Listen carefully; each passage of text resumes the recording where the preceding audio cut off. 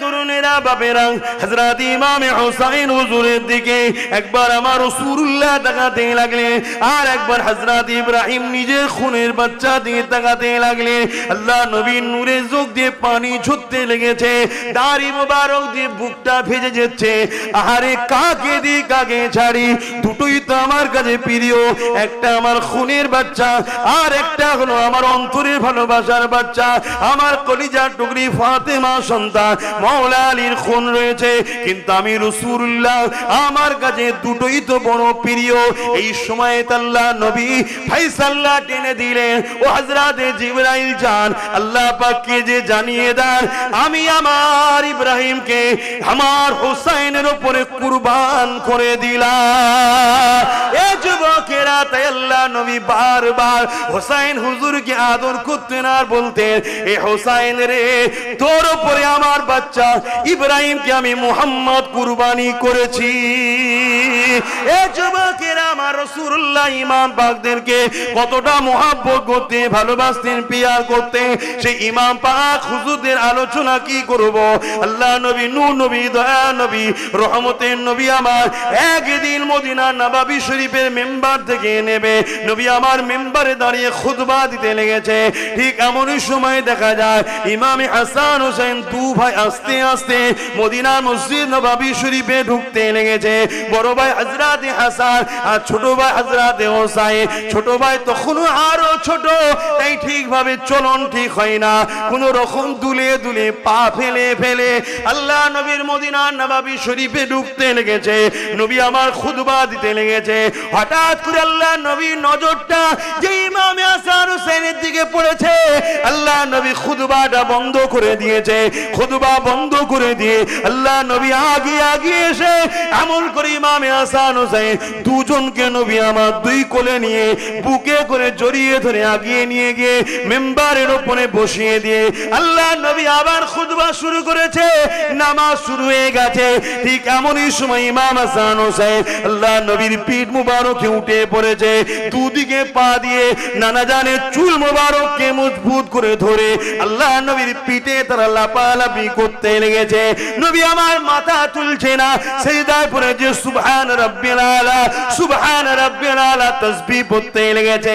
দীর্ঘ সময় হয়ে যাচ্ছে, সাহাবাদের মধ্যে চিন্তা শুরু হয়ে গেছে। কেননা চারিদিকে নবীর দুশমন। হয়তো আমরা সবাই সিজদায় পড়ে আছি, কোন দুশমন ঢুকে গিয়ে রাসূলকে কি ক্ষতি করে দিল। সাহাবা সেজে কাতারে ছিল, হয়তো রাসূলকে ক্ষতি করে দিল নাকি। এত সময় কেন লাগে? কোনদিন নবী জামাতে বেশি সময় দিতেন না। কেন? জামাতে যুবকও থাকে, বুড়ো থাকে, সবার কথা মাথায় রেখে জামাত পড়তে হয়। একা যখন নামাজ পড়বেন, রাতকে রাত কাটিয়ে দেন, অসুবিধে নাই। জামাতে গুরুত্ব দিতে হয়, কেননা বয়স্ক মানুষও থাকে, তারা বেশিক্ষণ কিরাতে দাঁড়াতে পারবে না, বেশিক্ষণ রুকুতে দাঁড়াতে পারবে না, বেশিক্ষণ সিজদা অবস্থায় থাকতে পারবে না। অনেকের পেশাবের অনেক শিকায়েত আছে, অনেক প্রবলেম রয়েছে। তাই নবী আমার শিক্ষার জন্য সিজদায় এতক্ষণ পড়ে থাকতেন না। আজকে সাহাবারা অবাক হয়ে যে যখন এই চিন্তা করতে লেগেছে, একজন সাহাবী বলতে লেগেছে, আমি সামান্য মাথাটা তুলে চোখটা দিয়ে দেখতে লেগেছি, কেন নবী মাথা তোলে না। আমি অবাক হয়ে গেলাম। আল্লাহ নবী সিজদায় পড়ে রয়েছে, আর নবী পাকের পিঠে ইমাম হাসান হোসেন দুজনে বসে রয়েছে। নানা জানে চুলকে ধরে তারা পিঠের উপরে লাফালাফি খেলা করছে, আনন্দ করছে। আর নবী তাই মাথা তুলছে না। কেন? তুললে বাচ্চা দুটো পড়ে যাবে। আমি এমন করে মনে করলাম যে হাতটা বাড়িয়ে হাসান হোসেনকে নামিয়ে নিয়ে যখনই হাত বাড়াতে গেছি, আমি অবাক হয়ে গেলাম। নূরের নবী কি ভালোবেসেছে বাচ্চা দুটোকে। হাতটা বগলের তলা দিয়ে আমাকে ইশারা করে জানাচ্ছে, খবরদার এই বাচ্চা দুটোকে আমার পিঠ থেকে নামিয়ে দেবে না। আরো জোরে বলুন সুবহান। নারে তাকবীর।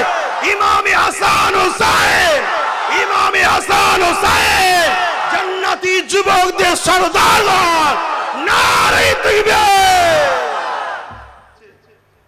আল্লাহ নবী একদিন দোয়া করতে লাগলেন, ও রব্বি আল্লাহ পাক, আমি হাসান হোসেনকে ভালোবাসি, আপনি এদেরকে ভালোবাসেন। শুধু এটা বলে ক্ষান্ত হন না, আল্লাহ পাক যারা হাসান হোসেনকে ভালোবাসবে আপনি তাদেরকেও ভালোবাসবে।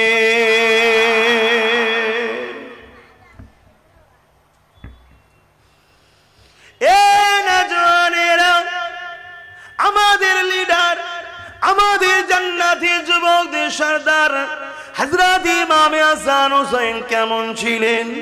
আল্লাহ পাক তিনাদের ঘরে কতটা সম্মান মর্যাদা দিয়েছেন। আল্লাহ নবী, নূর নবী, দয়া নবী, রাহমাতুল লিল আলামিন নবী আমার একদিন এমন করে খাতুনে জান্নাতের ঘরে এসেছে। খাতুনে জান্নাতের ঘরে আসার পরে দুটো বাচ্চা খেলনা নবী কোলে নিয়েছে, ইমামে হাসান হোসেনকে কোলে নিয়েছে। নানার কোলে দুই ভাই খেলা করতে লেগেছে। হঠাৎ করে আল্লাহ নবী তাদের দুজনকে কোল থেকে নামিয়ে বললেন, এ হযরত হাসান, এ হযরত হুসাইন, তোমরা দু ভাই একটু কুস্তি লড়ো, কে যেতে দেখবো, কুস্তি লড়ো। আল্লাহ নবী এমন করে দুই ভাইকে কুস্তি লাগাচ্ছেন, দুজনে কুস্তি লাগছে। হযরতে খাতুনে জান্নাত বলেন, আমি তখন রান্নার কাজে ব্যস্ত ছিলাম, আমি পর্দাটাকে সরিয়ে দেখতে লাগলাম আব্বা জান এমন করে দুই ভাইকে কুস্তি লাগিয়েছে। কিন্তু আমি অবাক হয়ে গেলাম, আব্বা জান হযরত হাসানের পক্ষ সাপোর্ট করতে লেগেছে, হাসানের পক্ষ পাতিত্ব করতে লেগেছে, হাসানের পক্ষে দাঁড়িয়েছে। আমি ওই সময় অবাক হয়ে বলতে লাগলাম, আব্বা স্বাভাবিক পরিবারের গার্জেনরা ছোটদের পক্ষ সাপোর্ট লায়, হাসান তো বড়, হোসেন তো ছোট, আপনি হোসেনের পক্ষ না লি হাসানের পক্ষ কেন নিলেন? আল্লাহ নবী সময় বলেছিলেন, এ আমার কলিজা টুকরি খাতুনে জান্নাত, আমি রাসূল হাসানের পক্ষ নিয়েছি। তুমি মনে করছো আমি নবী হাসানকে বেশি ভালোবাসি? না, আমার কাছে দুটোই আমার চোখের তারার নাই, কিন্তু আমি রাসূলুল্লাহ হাসানের পক্ষ নিয়েছি দেখছো। কিন্তু তুমি জানো না সাইয়্যিদুল মালায়েকা হযরতে জিবরাইল তিনি তো হোসেনের পক্ষ নিয়েছে। আরো জোরে বলুন সুবহান।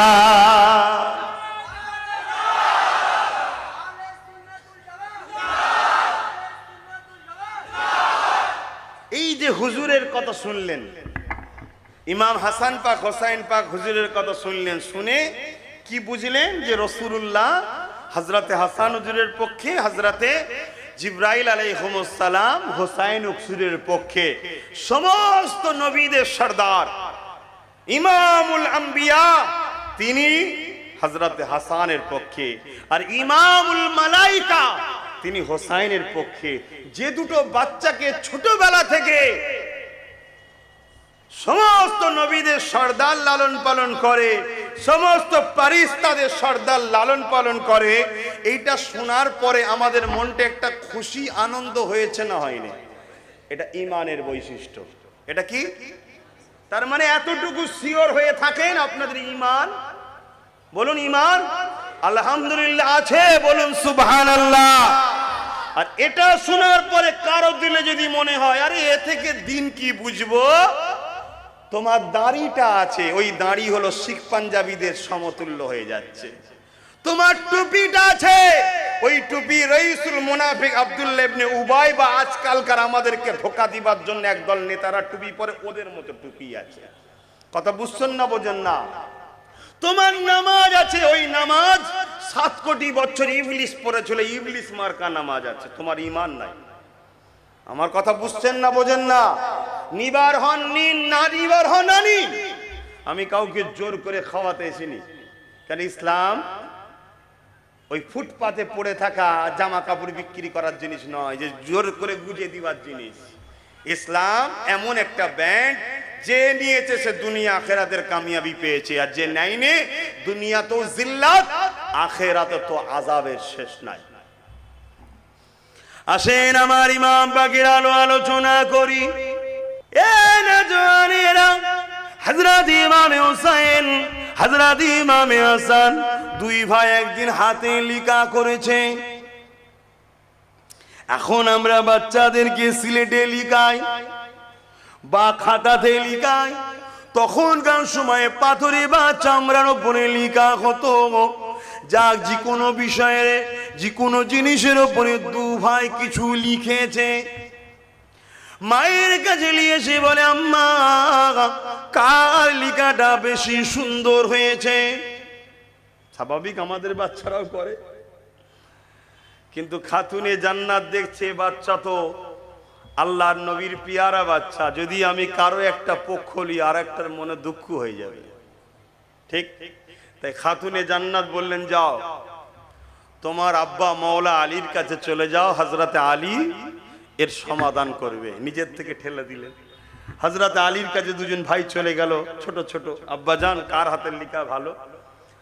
হযরতে মাওলা আলীকে, যিনি এলেমের দরজা, জোরে বলুন সুবহানাল্লাহ, এক মুহূর্তে হাজারো সমস্যার সমাধান করে দিতেন, তিনিও বাচ্চা দুটোর মুখের দিকে চেয়ে বলছেন না এই দুটো বাচ্চার মধ্যে কার পক্ষ নেব? আর একজন কষ্ট পাবে, এটা আলীর দ্বারা সম্ভব নয়। তাই বললেন তোমাদের এই সমস্যাটা তোমাদের নানার কাছেই সুবিধা হবে, নানার কাছে যাও। রাসূলুল্লাহর কাছে পাঠিয়ে দিলেন। কি গো শুনছেন? মনের মধ্যে একটা ভালো আনন্দ লাগছে কি? যার যার লাগছে এতটুকু নিশ্চিন্তা, পাপী হতে পারেন, বেঈমান কিন্তু এখনো হননি। 100% বলে যাচ্ছি, সেদিনও ছিলাম, আজও আছি, যতদিন বাঁচবো। সেদিনও একদল মুনাফেক আমার পিছনে লেগেছিল, আজও আছে, যতদিন বাঁচবো আমার পিছনে একদল থাকবে। কথা বুঝে আসছে না? নাই, কিন্তু দম নাই আমাকে ভুল প্রমাণ করে দিবার। কথা বুঝতে পারছেন? এ দম নাই। তো আপনারা যদি বিশ্বাস করেন আমার কথাটাকে, দিলে জায়গা দেন, দিলে জায়গা দেন, দিলে জায়গা দেন। তো রাসূলুল্লাহ দরবারে চলে গেলেন। আর আল্লাহর নবী হাসান হোসেনকে এত ভালোবাসতেন, যত জটিল সমস্যা থাকে না কত, যত জরুরি কথা থাকে না কেন, ফেরেশতা এসুক আর যেই এসুক, হাসান হোসেনকে যদি একবার নবী দেখতেন, সব কিছু কাজ রুকে দিয়ে দুজনকে কোলে করে নিয়ে আগে তাদেরকে আদর করতেন, তাদের কথা শুনতেন, তারা খুশি হয়ে চলে যেত, তারপরে দ্বিতীয় কাজে কাজ দিতেন। জোরে বলুন সুবহানাল্লাহ, আরো জোরে বলবেন না? ভেবে দেখুন, নবীর পিয়ারা, নবীর ভালোবাসা, কতটা ভালোবাসা। আল্লাহ নবী একদিন বসে আছেন, আল্লাহ নবীর এক কোলেতে হযরতে মুহাম্মদ জাদ ইব্রাহিম বসে আছে। ইনি কে? আমার রাসূলুল্লাহ নিজের খুনের সন্তান। আর এক কোলে হযরতে ইমামে হোসেন বসে আছে। ইনি কে? আমার হযরতে মাওলা আলী হুজুরের খুনের সন্তান। হঠাৎ করে জিবরাইল সাল্লাম চলে আসলেন। আসসালাতু ওয়াসসালামু আলাইকা ইয়া রাসূলুল্লাহ হাবিবাল্লাহ। আল্লাহ পাকের মানসা এটা, আল্লাহ পাকের ইচ্ছা এটা, দুটোর মধ্যে একটাকে আপনি রাখতে পারবেন, দুজনকে একসাথে রাখতে পারবেন না। ইয়া রাসূলুল্লাহ হাবিবাল্লাহ, দুজনের মধ্যে থেকে আপনি কাকে রাখবেন, কাকে আল্লাহর রাহে কুরবান করবেন? এ যুবকেরা, তরুণেরা, বাপেরা, খুব মন দিয়ে বোঝেন। আল্লাহ যদি আমার নবীকে পরীক্ষা নেয়, তোমাকে আমাকে নেবে না, এটা কি হতে পারে? নেবে না, নেবে না? রিসেন্ট পরীক্ষা হাজারো চলছে। এ যুবকেরা, তরুণেরা, বাপেরা, হযরত ইমামে হোসেন হুজুরের দিকে একবার আমার রাসূলুল্লাহ তাকাতে লাগলেন, আর একবার হযরত ইব্রাহিম নিজের খুনের বাচ্চা দিয়ে তাকাতে লাগলেন। আল্লাহ নবীর নূরের চোখ দিয়ে পানি ঝরতে লেগেছে, দাড়ি মোবারক দিয়ে বুকটা ভেজে যাচ্ছে। আহারে, কাকে দি কাকে ছাড়ি? দুটোই তো আমার কাছে প্রিয়, একটা আমার খুনের বাচ্চা, আর একটা হলো আমার অন্তরের ভালোবাসার বাচ্চা, আমার কলিজার টুকরি ফাতেমা সন্তান মাওলা আলীর খুন রয়েছে। কিন্তু আমি রাসূলুল্লাহ, আমার কাছে দুটোই তো বড় প্রিয়। এই সময় আল্লাহ নবী ফায়সালা টেনে দিলেন, ও হযরতে জিবরাইল যান, আল্লাহ পাককে যে জানিয়ে দেন আমি আমার ইব্রাহিমকে আমার হোসেনের উপরে কুরবান করে দিলাম। এ যুবকেরা, তাই আল্লাহ নবী বারবার হোসেন হুজুরকে আদর করতেন আর বলতেন, এ হোসেন রে, তোর উপরে আমার বাচ্চা ইব্রাহিমকে আমি মুহাম্মদ কুরবানি করেছি। এ যুবকেরা, আমার রাসূলুল্লাহ ইমাম পাকদেরকে কতটা মুহাব্বত করতেন, ভালোবাসতেন, পিয়ার করতেন। সেই ইমাম পাক হুজুরদের আলোচনা কি করব? আল্লাহ নবী, নূর নবী, দয়া নবী, রহমতের নবী আমার একদিন মদিনা নববী শরীফের মেম্বার থেকে থেকে নেবে নবী আমার মিম্বারে দাঁড়িয়ে খুতবা দিতে লেগেছে। ঠিক এমনই সময় দেখা যায় ইমাম হাসান হোসেন দু ভাই আস্তে আস্তে মদিনা মসজিদ নববী শরীফে ঢুকতে লেগেছে। বড় ভাই হযরত হাসান আর ছোট ভাই হযরত হোসাইন। ছোট ভাই তখনও আরো ছোট, তাই ঠিকভাবে চলন ঠিক হয় না, কোন রকম দুলে দুলে পা ফেলে ফেলে আল্লাহ নবীর মদিনা নববী শরীফে ঢুকতে লেগেছে। নবী আমার খুতবা দিতে লেগেছে। হঠাৎ করে আল্লাহ নবীর নজরটা যে ইমাম হাসান হোসেনের দিকে পড়েছে, আল্লাহ নবী খুতবাটা বন্ধ করে দিয়েছে। খুতবা বন্ধ করে দিয়ে আল্লাহ নবী আগে এসে এমন করে ইমাম হাসান হোসেন দুজনকে নবী আমার দুই কোলে নিয়ে বুকে করে জড়িয়ে ধরে আগিয়ে নিয়ে গিয়ে মেম্বারের উপরে বসিয়ে দিয়ে আল্লাহ নবী আবার খুতবা শুরু করেছে। নামাজ শুরু হয়ে গেছে। ঠিক এমনই সময় ইমাম হাসান হোসেন আল্লাহ নবীর পিঠ মুবারকে উঠে পড়েছে। দুদিকে পা দিয়ে নানা জানের চুল মুবারককে মজবুত করে ধরে আল্লাহ নবীর পিঠে তারা লাপালাপি করতে লেগেছে।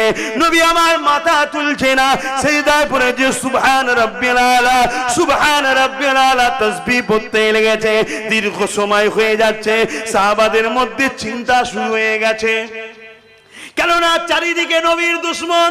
হয়তো আমরা সবাই সিজদায় পড়ে আছি, কোন দুশমন ঢুকে গিয়ে রাসূলকে কি ক্ষতি করে দিল, সাহাবা সে যে কাতারে ছিল হয়তো রাসূলকে ক্ষতি করে দিল নাকি।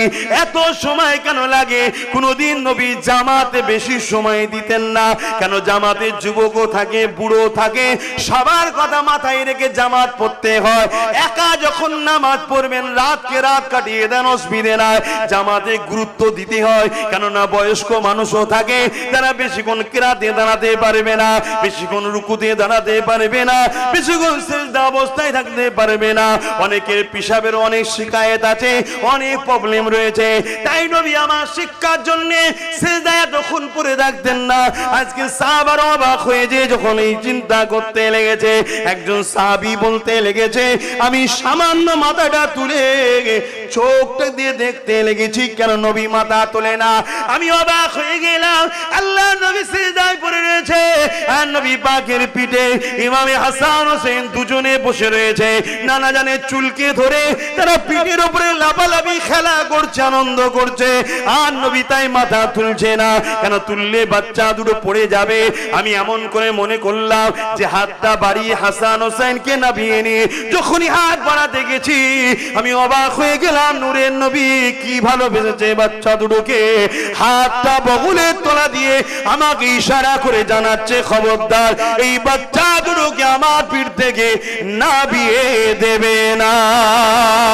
আরো জোরে বলুন সুবহান। নারে তাকবীর। ইমামে হাসান হোসেন, ইমামে হাসান হোসেন জান্নাতি যুবকদের সরদার। নারে তাকবীর। আহা, তাদেরকে ভালোবাসোই আমরা, শুধু মুখে না, বাস্তবেও ভালোবাসতে হবে। বলুন বাস্তবে। আমার ইমাম পাকের আখলাক কি ছিল, আমার ইমাম পাক কি করেছিল, এগুলো জানতে হবে। কি গো, হুজুরের কথা হবে তো নাকি? এখন অনেকের আবার আজকাল ধারণা যে হুজুরের কথা শুনে কি করব, শোনো, বোকার মতো কথা বললে হবে না। আমার রসুল বলছেন যারা আমার বাচ্চাদের কথা শুনে আনন্দের দিনে হাসি করে, আনন্দ করে, অর্থাৎ হুজুরের আনন্দের সাথে আমরা আনন্দ করি, হুজুরের দুঃখের সাথে আমরা দুঃখিত হই, আল্লাহ ওদের মৃত্যুটা দেবে সব থেকে উত্তম আফজাল জিহাদের দরজা দেবে। জোরে বলুন সুবহানাল্লাহ। এটা কোন পরিবার বুঝতে পাচ্ছেন? এটা কোন পরিবার?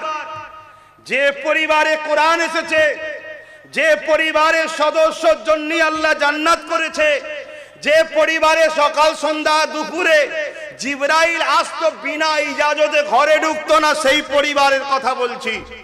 যে পরিবার আমাদের জন্য ঈমানের একটা পাঠ হয়ে গেছে, যে পরিবারের উপরে দরুদ না পড়লে নামাজ কমপ্লিট হয় না। ওয়ালা আলে মুহাম্মদ, আলে মুহাম্মাদের পরিবারের কথা বলছি। হাই দুঃখ, আজ আমরা দাড়ি ছেড়ে দিয়েছি অনেকে, ভালো আমরা মাথায় টুপি রেখেছি, ভালো নামাজ পড়েছি, ভালো, কিন্তু আমাদের ইমামকে চিনতে পারলাম না, আমাদের মূল জায়গাটা থেকে আমরা সরে যাচ্ছি। হায় আল্লাহ আমাদেরকে হিদায়াত দান করে, বলুন আমিন। কাদের কথা আলোচনা করতে বসেছি? আল্লাহ নবী, নূর নবী, দয়ার নবী এই বাচ্চা দুটোকে কত ভালোবাসতো। অতএব ইমাম হাসান হোসাইনকে যারা ভালোবাসে তারা নবীর সুন্নতের সওয়াব পায়। জোরে বলুন সুবহানাল্লাহ। আহারে আমার নবী পাকের নওয়াজা যখন কারবালার ময়দানের দিকে রওনা দিলেন, অ্যাকচুয়ালি তিনি তো যেতে লেগেছেন কুফা জমিনে। কুফা জমিনের দিকে যাচ্ছে, হঠাৎ করে রাস্তায় তিনাকে আটকানো হলো। কে আটকালো? হযরতে হুর। এমন করে হুর, একজন এজিদ বিন হুর, সে রুকে দিল।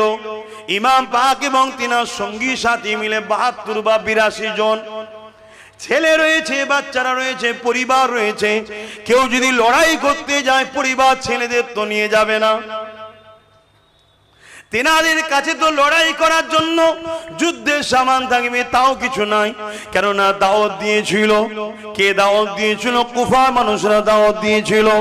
এজিদ সৈন্য পাঠিয়ে দিয়ে, মারওয়ান সৈন্য পাঠিয়ে দিয়ে এমন করে তিনাকে কুফার জমিনে ঢুকতে না দেওয়ার জন্য রাস্তাতে আটকে দেওয়া হলো। আমার ইমাম পাককে দাঁড় করিয়ে দেওয়া হলো। কে দাঁড় করালো? ১০০০ সৈন্য নিয়ে এমন করে এজিদ বিন হুর বিন এজিদ বাড়িয়ে দাঁড় করিয়ে দিল। দাঁড় করিয়ে দিয়ে বলল, ইমাম আপনি কোথায় যাবেন? ইমাম পাক বলেছিল, আমাকে দাওয়াত দিয়েছে কুফার মানুষেরা, তাই আমি কুফার জমিনে যাচ্ছি। আমাকে দাওয়াত দিয়েছে, আমি কুফায় যাচ্ছি। কিন্তু হুর বিন এজিদ বলল, না, আমাকে শাসকের হুকুমতের পক্ষ থেকে অর্ডার আছে, আপনাকে যেতে দেওয়া হবে না। শুনছেন না শোনেননি? আমার ইমাম পাক ওই সময় বললেন, তাহলে একটা দিন আমাকে সময় দেয়া হোক। অনেক বড় কথা। হুর বিন এজিদের আগে থেকেই কিন্তু আমার রাসূলুল্লাহ পরিবারদের উপরে একটু হলো মহাব্বত ছিল, কিন্তু তাই বেউজ্জতি করতে চাইনি। উনি বললেন, হুজুর আপনি রাতের আড়ালে আস্তে আস্তে রওনা দেবেন, আমি সৈন্যদেরকে নিয়ে একটু সাইডে সরে থাকবো। কেন, ডিউটির একটা ব্যাপার আছে না, আমাকে মেরে ফেলবে।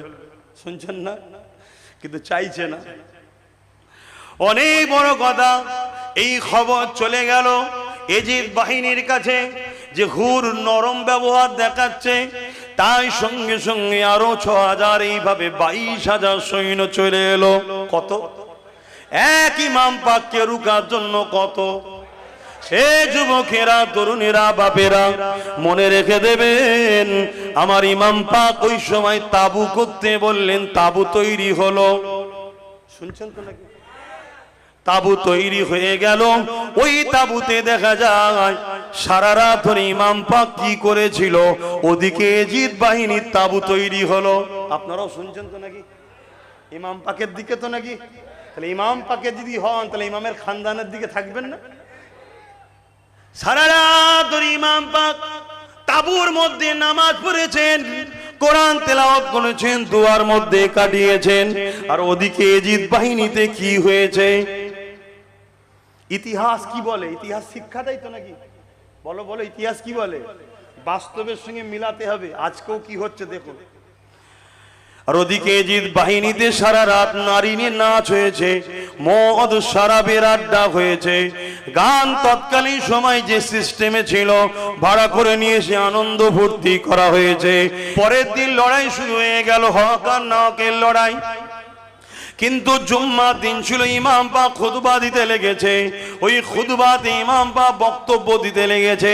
ওই বক্তব্যই হাজারো এজিদি বসেছিল। শোনেন মন দিয়ে, আজ আমরাও যখন হজ করি আমাদের বক্তব্য হাজারো এজিদি বসে থাকে। থাকে না? থাকে না? এই সবাই হোসাইনি আছে নাকি? সেদিনও ছিল নাকি? কিন্তু সেদিনও হোসাইনি ছিল, আর হাজারো এজিদিও ছিল। হোসাইন পাক হজ করে বলে, তোমরা আমায় চেনো না, তোমরা কার বিরুদ্ধে তরোয়াল ধরেছো? আমার নানা হলো সাইয়্যিদুল মুরসালিন, রাহমাতাল লিল আলামিন, আখিরি নবী, জিনার কলেমা তোমরা পড়ো। সেই নানার পিঠে উঠে ঘুরিয়েছি, সেই নানার কাঁধে ঘুরিয়েছি, সেই নানার ঠোঁট মোবারককে চুষে বড় হয়েছে, সেই নানার চাদরের মধ্যে করে নিয়ে নানা ঘুরিয়ে রাখতো। সেই নানা বলেছে যে হোসাইনকে ভালোবাসে, আল্লাহ তুমি তাকে ভালোবাসো। যে হোসাইনের সঙ্গে দুশ্মনী করে, আল্লাহ তুমি তাকে থেকে মুখ ফিরিয়ে নাও। তোমরা কি তার বিরুদ্ধে তরোয়াল ধরেছো সামান্য জায়গা ক্ষমতা পাওয়ার জন্য, অর্থ পাওয়ার জন্য? এইভাবে হোসাইন বক্তব্য দিচ্ছে, সবাই শুনছে, কিন্তু সবার মধ্যে তাসির হলো না, কেউ পরিবর্তন হলো না।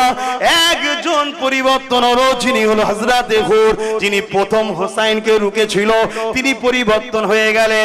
তিনি ওই দিক থেকে ছেড়ে হোসাইনের দিকে আসলেন, এসে হোসাইনের কদমে পড়লেন, হুজুর আমাকে ক্ষমা করে দেন, আল্লাহ আমাকে দেখিয়েছে ওদিকে জাহান্নাম রয়েছে, আপনার দিকে জান্নাত রয়েছে, আমি সর্বপ্রথম আপনাকে রুকেছিলাম, আমাকে ক্ষমা করে দেন হুজুর, আমাকে ক্ষমা করে দেন, মাফ করে দেন। হুজুর মাফ করে দিলেন। হুজুরের হয়ে লড়াই করতে লাগলো।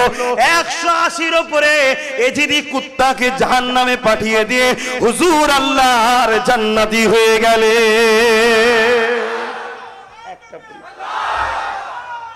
আল্লাহু আকবার। তাহলে হক কথা বললে পরিবর্তন হয় না, হয় না? একটা তো হয়েছে। এটা দায়িত্ব বলতে হয়। হুজুরও দায়িত্ব নিয়ে বলছে, না হয় কিয়ামত দিন বলবে যে আমরা ঘুমিয়ে গেছিলাম, কই হোসাইন তো আমাদেরকে জাগালো না, আমরা নাই নেশায় পড়ে গেছিলাম, লোভে পড়ে গেছিলাম, হোসাইন তো জাগালো না। মৃত্যু তো এজিদেরও হয়েছে, আর ইন্তেকাল তো হোসাইনও হয়েছে। এজিদ ইমাম পাককে শহীদ করার পর 3 বছর 4 বছর খুব বেশি ক্ষমতায় টিকে ছিল। এই 4 বছর ওর কি অবস্থা হয়েছিল সেই ইতিহাস আপনারা জানেন কি জানি না। খোদা এমন বিমার দিয়েছিল যে বিমারে সর্বসময় ছটফট করেছে, যা কিছু খায় ভেতরে শুধু জ্বলন হয়, জ্বলন জ্বলন, ওই জ্বলনে ছটফট করতে লেগেছে। তার প্রজারা তাকে, তার মন্ত্রীরা, তার যারা আমলা ছিল, এজিদ যাতে এই কষ্ট থেকে একটু ভুলে থাকতে পারে, তাই এজিদকে বিভিন্ন জায়গায় ভ্রমণে নিয়ে যাওয়া হতো, সুন্দরী সুন্দরী প্রতিদিন নতুন নতুন নারী দেওয়া হতো। তথাপি এজিদের জ্বালা যন্ত্রণা এজিদ সহ্য করতে পারত না। এত জুলুম অত্যাচারের শাস্তি তো দুনিয়ায় হলো। আজকে সেই এজিদকে আল্লাহ জাহান্নামের কুকুর বানিয়ে জাহান্নামে রেখেছে। কারো সন্দেহ আছে? কারো সন্দেহ আছে? নতুন করে একদল নামাজি, দাড়িওয়ালা, টুপিওয়ালা, পাগড়িওয়ালা এজিদকে বাঁচাবার চেষ্টা করছে। জানবেন ওরাও জাহান্নামের কুত্তা ছাড়া আর কিচ্ছু হবে না। এই কুত্তা ভাষাটা কি খারাপ লাগছে নাকি? এর চেয়ে ভালো কি শব্দ আছে ভাই আমার কাছে জানা নেই। এটাই আমার কাছে সব থেকে উত্তম শব্দ ওদের জন্য।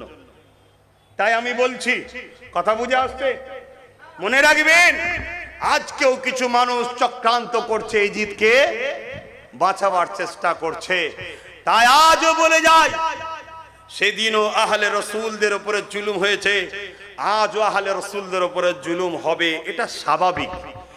তবে মনে রাখবেন, আহলে রসুলদের কাজ দ্বীন ইসলামকে জিন্দা রাখা।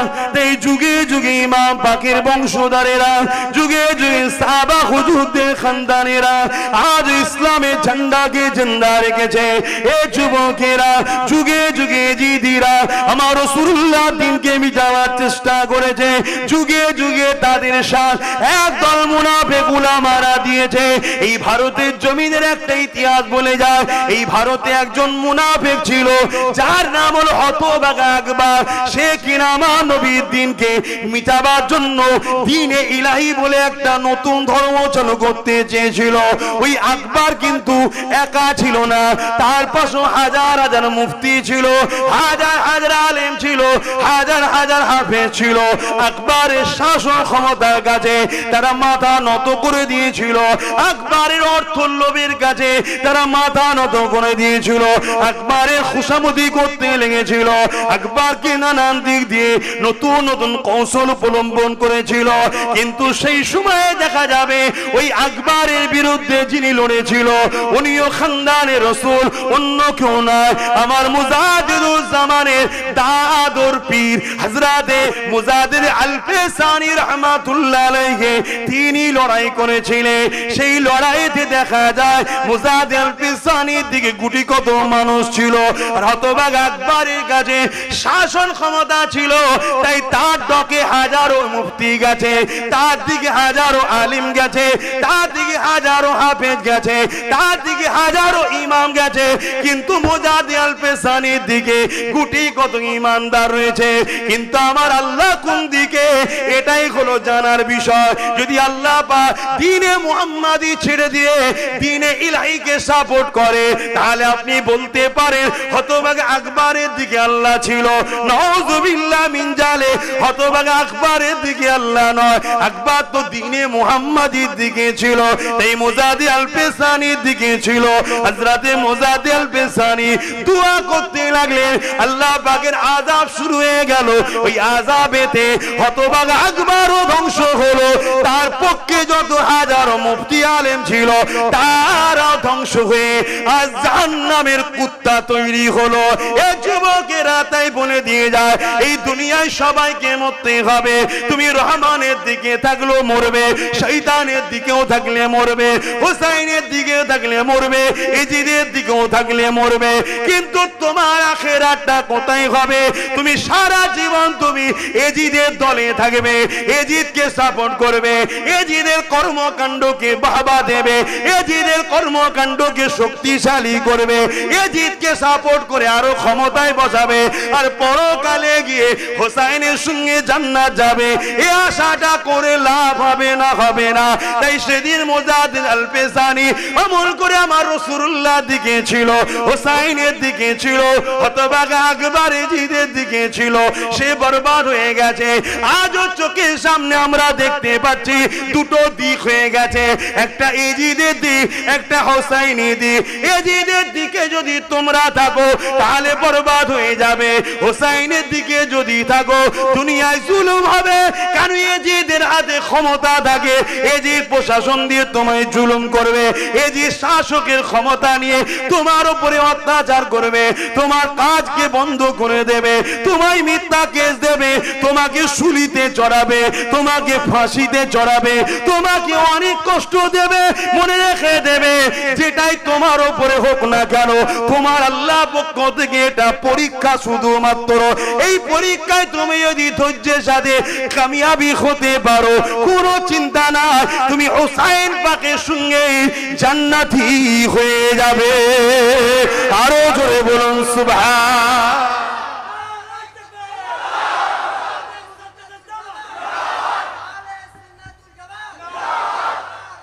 আল্লাহু আকবার। কি গো বাপ, ইমাম পাকের কথা বলা যাবে তো নাকি?